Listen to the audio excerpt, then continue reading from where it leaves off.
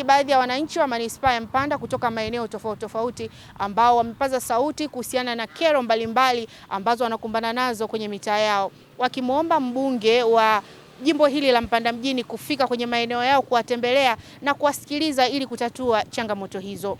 Umeme kidogo kuna wakati inakuwa changamoto, afu kicheki hata kazi zetu sisi zinategemea sana umeme. Na kuna wakati mnaweza mkamaliza siku nzima umeme haupatikani. Yaani umeme hakuna, umekatika. Kwa watu mnashinda mmekaa muingizi chochote. Maji wanatoa kwa mgao. Ila sisi kule kuna muda unafika, kwa mfano sisi mgao wetu ni Alhamisi na Jumamosi. Ila hizo siku nakuta hayatoki. Kwa wiki tunapata maji mara moja. Ukisiana na umeme tuliwapigia TANESCO kuhusu nguzo yetu. Nguzo yetu imeinama, maana yake mvua ikinyesha shoti zinapiga pale, tunaweza kukaa siku 3 umeme hamna. Hata hivyo, baadhi ya wajumbe wa halmashauri kuu ya Chama cha Mapinduzi CCM wilayani Mpanda wamekutana na mbunge wa jimbo la Mpanda Haidari Sumri na kumweleza changamoto za wananchi katika kata zao. Na kwenda kwenye kero ya kituo cha afya cha Kazima. Kituo chetu cha afya Kazima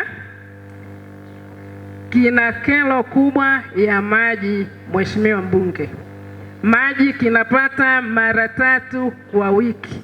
Na kile kituo kina wingi wa watu wanaojifungua kwa njia ya kawaida, kwa mwezi ni watu 160. Mradi kwa kweli umekuwa ni changamoto.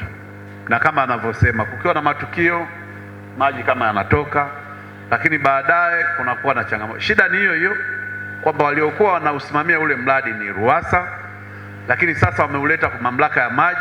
Kuna mapungufu ambayo yameonekana yapo. Huku ilitakiwa tuje na mkurugenzi wa mamlaka ya maji, tukutane na nyinyi wenyeji pale ili wao walijue tatizo ni nini na mimi kama mbunge nijue tatizo ni nini, ili tuone kwa pamoja namna ya kulimaliza. Nikiripoti kutoka hapa mjini Mpanda mkoani Katavi, Mwanaidi Waziri, Azam News.